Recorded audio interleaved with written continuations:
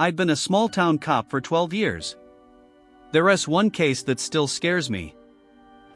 Being a cop in a small town in Minnesota probably isn't the most exciting career there is. But it's not bad, either. It's actually a relatively peaceful and safe line of work, compared to being in law enforcement in one of the big cities, New York or LA for instance, where the action is. There is only around 10,000 people in the town where I live. It's way out in the middle of nowhere, surrounded by miles of open farmland, and the only real crime that ever occurs is pretty minor stuff, the occasional rowdy rednecks getting into a fistfight at one of the 3 bars downtown, teenage vandals, petty theft, the odd drunk driver, a case of disorderly conduct here and there, the rare breaking and entering, that sort of thing. The only real serious stuff I've ever had to deal with is a couple cases of domestic violence and assault and battery, but even that is pretty typical, I guess, and it doesn't happen very often. Well, that's not entirely true. There was one case that still haunts me, but I'm getting ahead of myself. Like I was saying, I live in a pretty peaceful little town. Boring, some would even say. The kind of rural, out-of-the-way, hick farming community you've probably driven through on the highway yourself on the way to someplace more interesting without as much as a second thought or a glance back. The kind of place where nothing out of the ordinary ever happens, you've probably thought. And for the most part you'd be right. But there's one case I can't get out of my mind.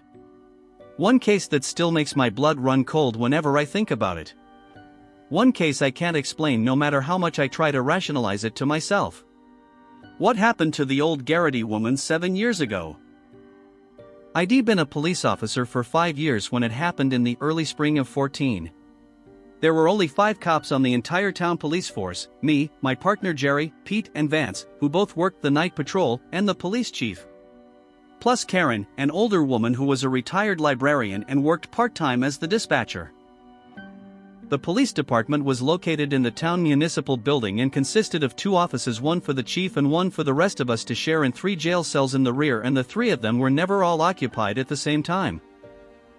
It was an overcast, rainy afternoon in late March, early April. Me and Jerry were in our cruiser on a routine patrol around town when Karen's voice came over the radio telling us there was a possible 1082 in progress at the Garrity house on Turner Road.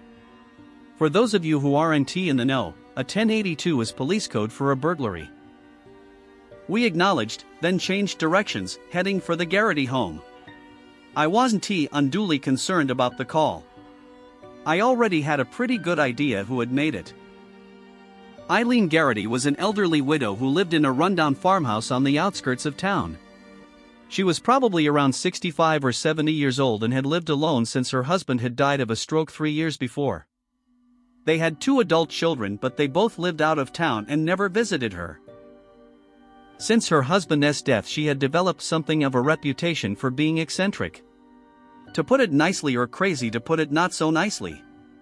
She was a shut-in who rarely left her home and had her groceries delivered once a week. Basically, a crazy cat lady, minus the cats. The reason she was considered crazy was because she had become pretty flaky and paranoid since being widowed and had called the police department on multiple occasions for everything from hearing intruders moving around in her attic to seeing UFOs in her cornfield.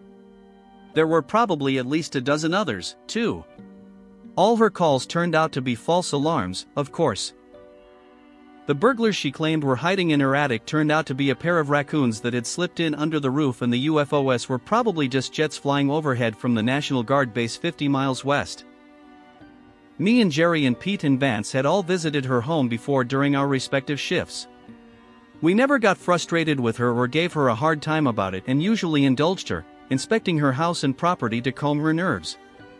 She'd relax, thank us, we'd leave, and the process would repeat itself in a couple weeks or a couple months. Honestly, our infrequent trips to her house were probably the only real highlight of what was a rather dull and unexciting job. When we told the chief about Mrs. Garrity's latest emergency Bigfoot was sneaking around her yard, or there was a giant anaconda lurking in the basement, he would just shake his head sadly. When Vance and Pete were the ones who had to deal with her, they'd tell us all about her most recent ordeal when me and Jerry saw them at the end of their shifts and the start of ours. They'd usually smirk in a mean-spirited way, and Pete would twirl his finger next to his temple before they left. Jerry and I just felt sorry for the old woman. It couldn't have been easy for her, a frail, nervous, lonely woman living all alone in that old crumbling house with no friends or close family. I suspected she might be getting senile, or maybe entering the early stages of Alzheimer's or dementia. We worried about her living there by herself, almost a mile from the nearest neighbor. If her health suddenly turned bad or she had an accident and couldn't call for help, well, there wasn't really much we could do about it.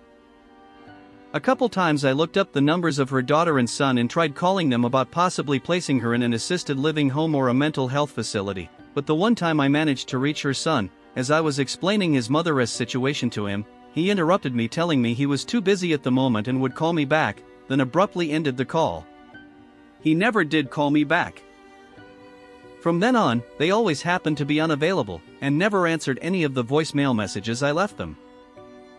So Jerry and me turned onto Turner Road and drove up to Mrs. Garrity's house on the gray, rainy late spring day, certain that the old woman was just overreacting yet again to something relatively minor and her imagination was playing tricks on her. She was waiting for us outside on her porch when we pulled to a stop. I'll never forget how she looked. It shocked me. She'd already been a thin, frail woman the other times we had been out there, but we hadn't seen her in probably a couple months since her last false emergency, and she had changed drastically since then.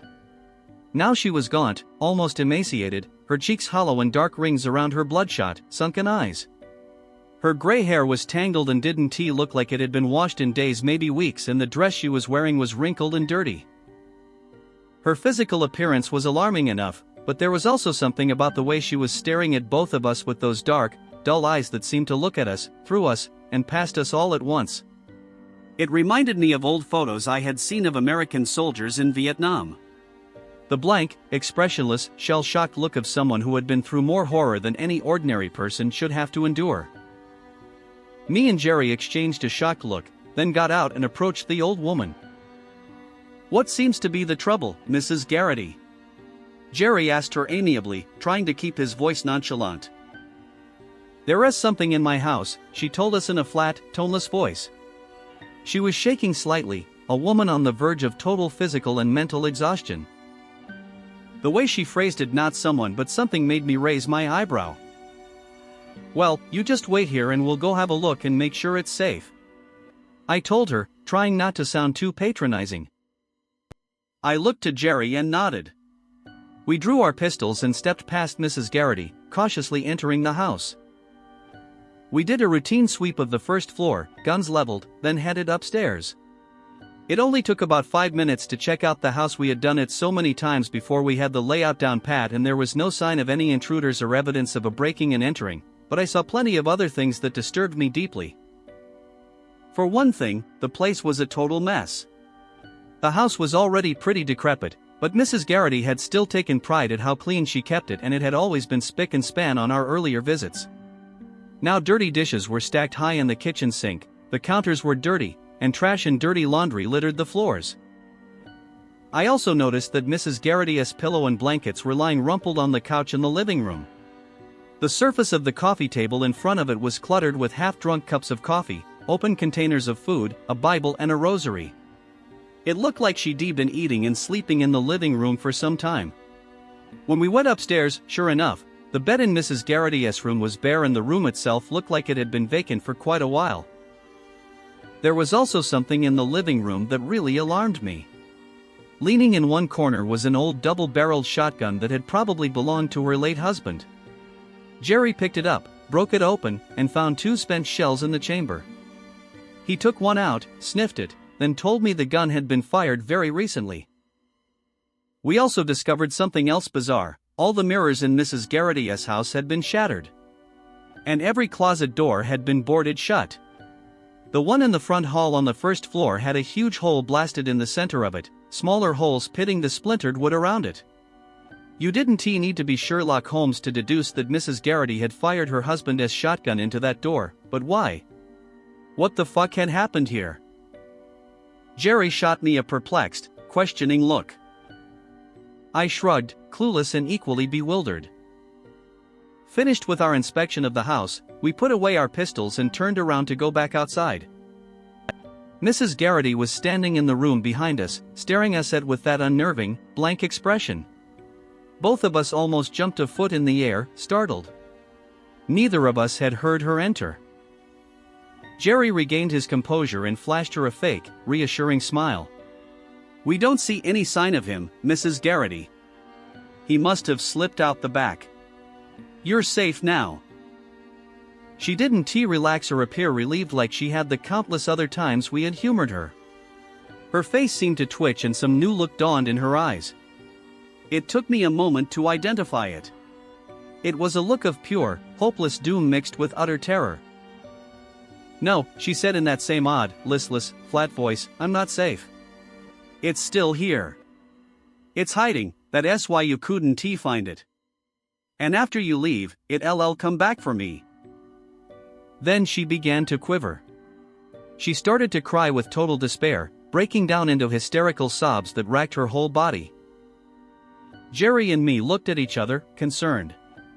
We went to the old woman and comforted her as best as we could, guiding her over to her couch and sitting her down with us on either side of her, coaxing her gently back to a state of calm. After she had herself back under control, we asked her to explain what had happened. She was quiet for a few moments, gathering her thoughts, then she began to speak. As we listened to her story, my body temperature seemed to gradually drop and I felt a chill envelope me. Several times I made eye contact with Jerry and his expression was a mirror of my own, disbelief and fear. "It started about a month ago," she began. "That's when I first heard the scratching at my closet door. A soft, slow, steady scratching that seemed to come from inside her bedroom closet at night. At first she had assumed it was probably a mouse or some other small animal. Except the scratching seemed to come from too high up to be the work of a mouse. Whenever she opened the closet door, always after the scratching had ceased, there had been nothing there. Several times she had started to open the closet door was the scratching was in progress to get to the bottom of it once and for all, but each time she had grasped the knob she had been overwhelmed with a sudden overwhelming, irrational sense of unease and had been unable to do it. The scratching sounded too deliberate, too gently, too deceptively harmless. As if something was trying to lure her into opening the closet door. To be safe, she had started locking her closet door at night. Over the next several days, the scratching had gotten louder and more intense, as if something was trying to tunnel its way through the wood. One day, she opened her closet door and found claw marks on the other side, claw marks that were 6 feet off the ground. Claw marks that looked like they had been made by fingernails. The horror had really started for Mrs. Garrity about a week after she had first heard the scratching sounds. One night she had awoken to a voice softly calling for her. A voice that seemed to be coming from the locked closet door. She was bewildered, even more so because she recognized that voice. It belonged to Bill, her dead husband. Bill's voice had pleaded for her to open the closet door, telling her that God had sent him down to take her up to heaven where they could be together again, and young, like they had used to be, forever. At this point Jerry had looked at me, wide-eyed, from the other side of the couch. "Then what happened?" I prodded her gently. "I thought I was dreaming," Mrs. Garrity said. "I thought it had to be a dream. Poor Bill had been gone for 3 years. And since I was having a dream, I didn't see no harm in doing what he was asking me to. I got out of bed and went to the closet. I reached for the lock, but then I stopped. Something didn't seem right. It was Bill's voice and it seemed perfectly normal, but somehow, it was wrong, too. The way he was talking, it wasn't like how Bill used to talk. It was like a stranger was using Bill's voice, trying to trick me into opening that closet door. That doesn't make much sense, does it?" Actually, nothing she was telling us made sense, but we just asked her to continue telling her story. Bill or whoever or whatever was using his voice had continued to beg her to unlock the closet. When she had refused, the voice had changed, becoming harsh and belligerent. It had angrily demanded she open the door, and when she had still refused, it had begun to shout at her, using profanity and making obscene threats, things Bill never would have said to me while he was alive. Before beginning to pound violently on the door. The voice had begun to change, no longer sounding like her late husband's. It had become deeper and distorted until it didn't sound human. In terror, she had fled her bedroom and spent the night on the couch downstairs. Eventually, the pounding and the threats had stopped. Mrs. Garrity, Jerry politely interrupted her at this point. Why didn't you call us at the police station when this happened? She was silent for a moment, then a small, bitter smile formed on her lips. I thought you'd think I was just imagining it, she told us. I know people in town think I'm a crazy old lady.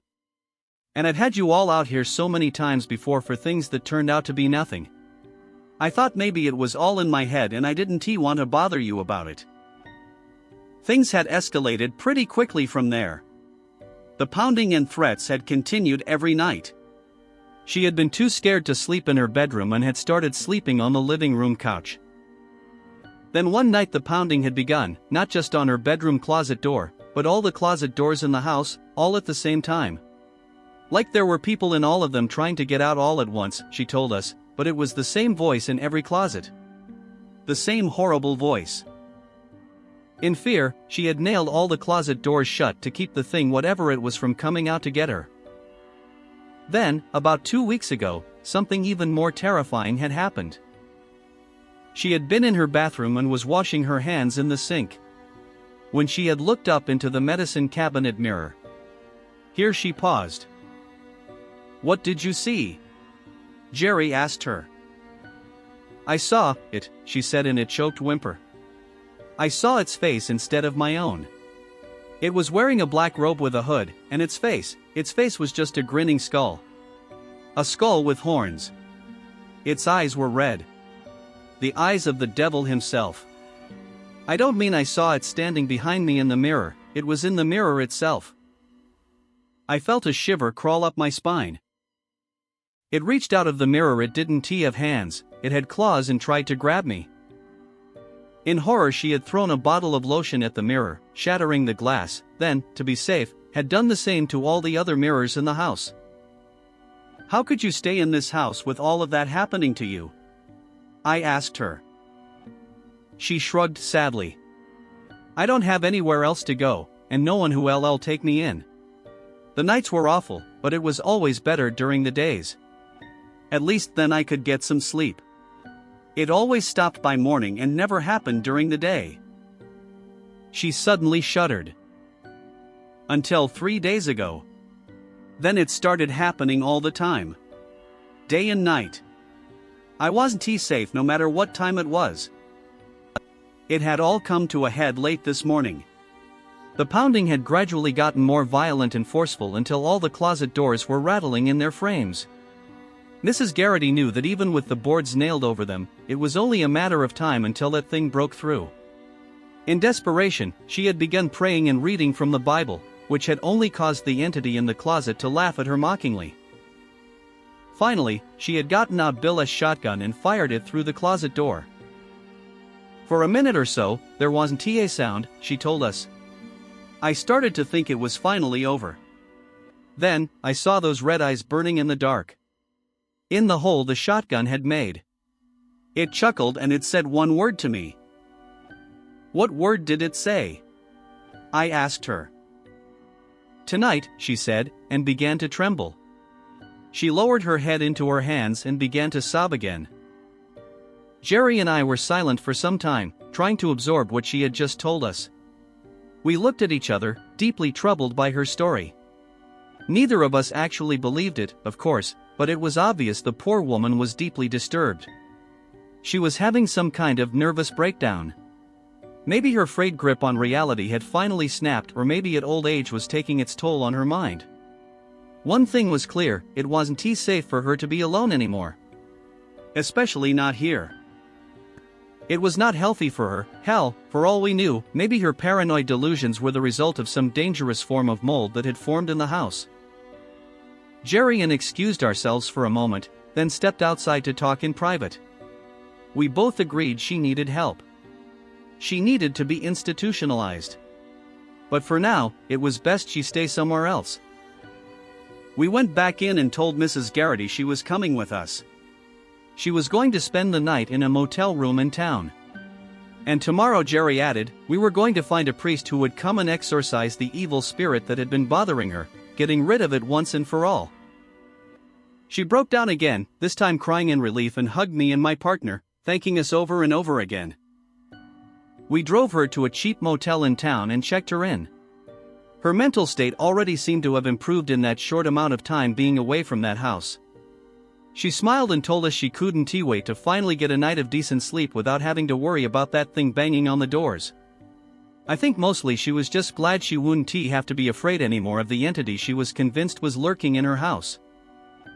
We both smiled at her and said goodbye, getting in the cruiser and driving away. Our smiles faded as soon as we pulled away from the motel. We both drove in grim silence.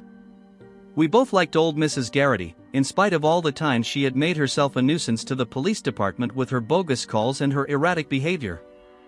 We were sorry her mental state had deteriorated to such a point that she could no longer look after herself. We told the chief her story when we got back. He sighed sadly and nodded, agreeing that she had to be committed somewhere. Tomorrow, him and me were going to drive out and personally visit her son and daughter and explain to them what was going on. And if they still refused to do what needed to be done, the chief would see to it himself that Mrs. Garrity got the help she needed. But we never got the chance. The last time we ever saw Mrs. Garrity was when Jerry and I left her at the motel. Around 4 a.m. the next morning, I was awakened by an urgent phone call from the chief, telling me to get over to the motel as soon as possible. He wouldn't say why over the phone, but I already had a hunch it had something to do with Mrs. Garrity. I felt an awful sense of dread as I got dressed. I wondered if maybe she had taken her own life in her motel room after we had left her. When I arrived outside the motel, my fears were confirmed when I saw crime scene tape blocking the door to Mrs. Garrity's room. The chief, along with Jerry and Pete and Vance, were gathered outside, along with a couple cops from the state police and a pair of detectives from the city.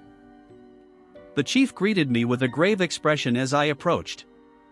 He told Mrs. Garrity was gone. At first I thought he meant she was dead. Then, seeing the solemn look on my face, he clarified himself, she was literally gone. I looked at him, confused. I saw something in his eyes I had never seen before. Something that caused a ripple of fear in my heart. The chief was scared. He told me he didn't know what to make of it himself. People in the neighboring rooms had heard blood-curdling screams and sounds of violence coming from Mrs. Garrity's room around 2 a.m., then nothing.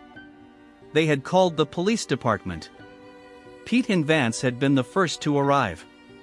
They had pounded on the door but there had been no response. They had forced the door open.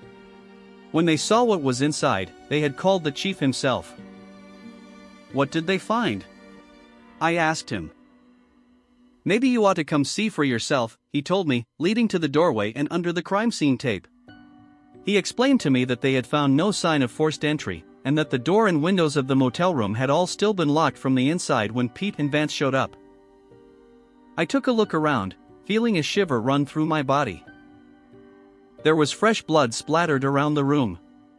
On the walls, the floor, bed, even the ceiling.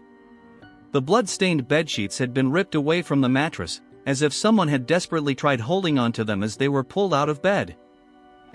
There were 10 very thin trails of blood on the carpet, leading away from the bed. 10 thin trails of blood that had been made by 10 desperate, terrified fingers clawing for purchase as their owner was dragged away. I followed the bloody finger marks across the floor, away from the bed, to where they ended. At the closet. I looked at them, then I looked at the chief.